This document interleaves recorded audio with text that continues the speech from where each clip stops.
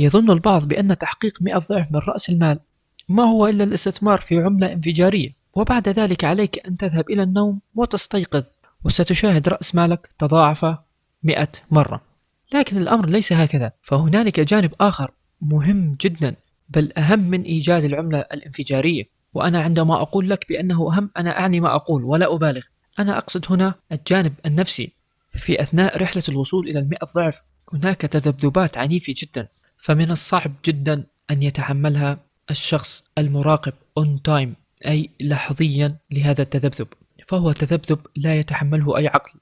ففي هذا الدرس سنقوم بعمل محاكاة سعرية لعملة ارتفعت 100 ضعف، فسنتخيل معا بأننا قمنا بالاستثمار في هذه العملة، وسنعيش الصعود الذي مرت به حتى وصلت إلى 100 ضعف، لكي نكون مهيئين في المستقبل لأن نتحمل هذه الذبذبة العنيفة. فستقوم هذه الدراسة على محاكاة مبلغ $1000 من حركة سعرية على عملة ارتفعت 100 ضعف، وسنشاهد الطريق وماذا حصل معها أثناء هذا الارتفاع، لكي نتعلم أن نصبر على الربح كما صبرنا على الخسارة لمدة سنوات. بالتأكيد العامل النفسي يختلف من شخص إلى آخر، فهنالك بعض المستثمرين مثلا تذبذب $100 له حتى وصولها إلى 10,000، ذلك لن يقلقه، لأن $100 بالنسبة لبعض الناس هي مبلغ قليل، والبعض الآخر يراها الكثير. وكذلك الأمر في $10,000 وأيضا $100,000 أو $1,000,000. فأريد أن تقوم بعمل محاكاة للمبلغ الاستثماري الذي وضعته والذي تنتظر منه الوصول إلى 100 ضعف. فالأمر مختلف من شخص إلى آخر، ولكن أنت تخيل الرقم الذي يناسبك. ستكون هنا الدراسة على $1000، وسنقوم بمحاكاة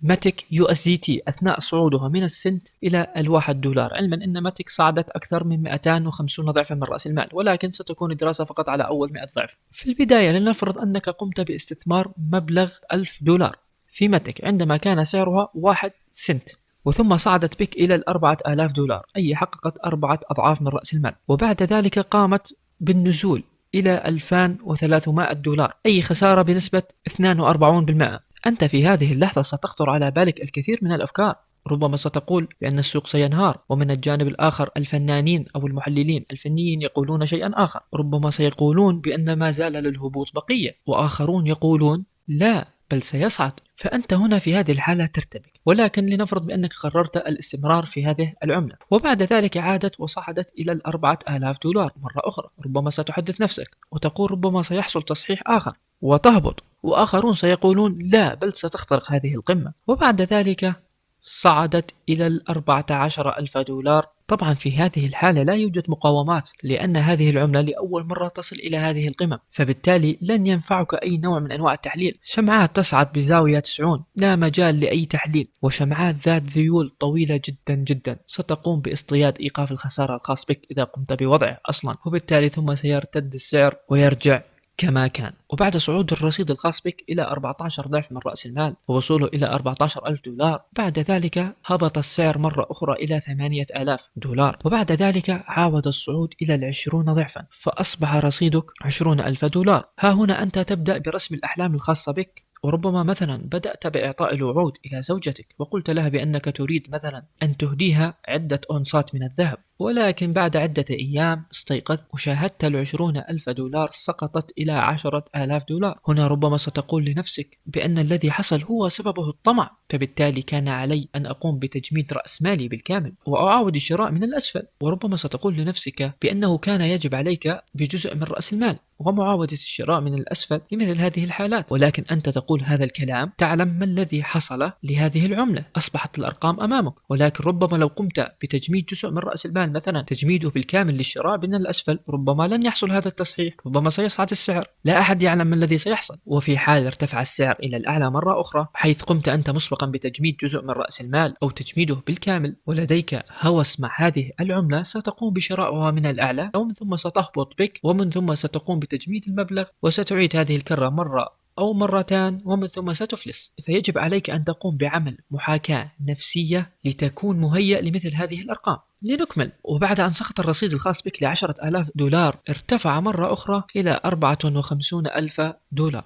طبعا بالتأكيد في هذه المرحلة بعض المستثمرين سيكونون قد خرجوا أصلا، وبعضهم قام ببيع نصف المحفظة الخاصة به على 10,000 دولار وربما 20، وبالتالي ربما ستنتشر أخبار إيجابية أخرى عن هذه العملة وشراكات عظيمة، فبالتالي ستقوم بالدخول مرة أخرى وستسقط بك إلى 25,000 دولار. فهنا ستنهار وسيصبح لديك صعوبة في اتخاذ القرار، وربما ستفكر بأنك تريد تعويض هذا المبلغ الذي خسرته، وستدخل إلى العملات المرتفعة حاليا مثلا 20%، وستدخل بها ظنا منك بأنها ستصل إلى 100%، بالتالي ستعوض هذه الخسارة، بالتالي أيضا ستسقط بك وستفلس. لنكمل، وبعد سقوطها إلى 25,000 دولار صعدت مرة أخرى إلى 54,000 دولار. وفي هذه اللحظة قد يظن بعض الخبراء الفنيين بأن هنالك مقاومة وسيرتد السعر، فيقوم بالتجميد ظنا منه بأن السعر سيهبط، ولكن بعد ذلك ارتفعت إلى 100,000 دولار. فبالله عليك يا أخي، أليس الصبر على الربح هو أصعب من إيجاد الجوهرة؟ كما تحدثنا سابقا، هذه الأرقام تختلف من شخص إلى آخر، ولكن يمكنك أن تقوم بعمل ريشيو معينة وإضافة أصفار أخرى بالنسبة بشيء يتناسب مع رأس مالك، وأن تتخيل الأرقام التي تثيرك.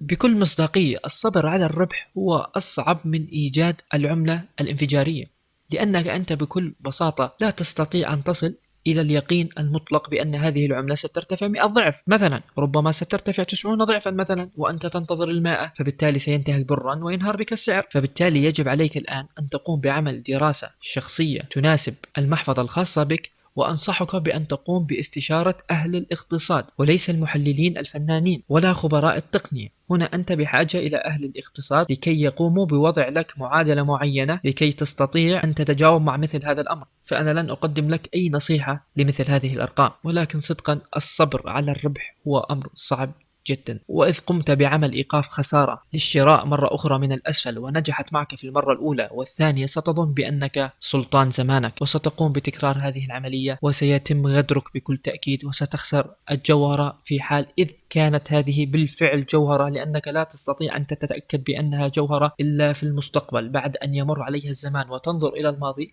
ستقول هذه جوهرة. ولكن هذه نسبة الشك بينك وبين العملة الانفجارية هي التي ستدفعك إلى اتخاذ قرارات خاطئة. لهذا الأمر أنا في هذه القناة عندما قمت بشرح أحد المشاريع، وأنتم تعلمون ما هو المشروع، قمت بالإكثار من الكلام عنه وقمت بالغوص في تفاصيل عميقة جدا، وذلك لكي أستطيع أن أقوم بإيصالك إلى بعض من اليقين أو الإيمان بهذا المشروع، لربما سيساعدك في الصبر على الربح، لأنك أنت إذا كنت لا تعلم شيء في العملة التي تستثمر بها فبالتالي لن تستطيع الصبر عليها. أنت مثلا الآن تستثمر في عملة X وجل معلوماتك عنها فقط بأنها لها ماكسيمم سبلاي والتضخم منخفض وهي لاير 2 ومنافسة ومدرجة على كوين بيس وما إلى ذلك من هذه الأمور. هذه الكلام السطحي هذا لن يساعدك في الصبر على الربح. فبالنهاية أنصحك أن تقوم بعمل محاكاة سعرية نفسية لمحفظتك ولعقلك، وأنصحك أن تقوم بعمل لقطة شاشة لهذه الأرقام وتخيل نفسك تمر بهذه المراحل. يمكنك أن تضيف أو تحذف صفر أو أصفار حسب رأس مالك. تالي تحقيق 100x هو ليس فقط اختيار عملة حقيقية من خلال أهل الاختصاص، وبالمناسبة هذا الفيديو هو الجزء الثاني من سر 100x. أنصح الجميع بمشاهدة الجزء الأول، سأضع الرابط في أول تعليق. أنصح جميع المتابعين الذين لم يشاهدوه أن يقوموا بمشاهدته، لأنه يكاد أن يكون أهم مقطع في القناة. فأتوقع بعد هذا الدرس بأنك الآن أدركت بأن العملة الانفجارية هي ليست لوحدها ستقودك إلى 100 ضعف، بل يجب أن يرافقها الصبر. هكذا نكون قد وصلنا إلى نهاية المقطع. أرجو من الجميع مشاركة رأيه في أسفل القناة، وأنصح الجميع باستشارة خبير اقتصادي وليس فنان فني أو تقني، وهو الذي سيقوم بدوره بإعطائك النصائح والمعادلة الصحيحة للخروج بأقل الخسائر وأعلى الأرباح. وإلى اللقاء.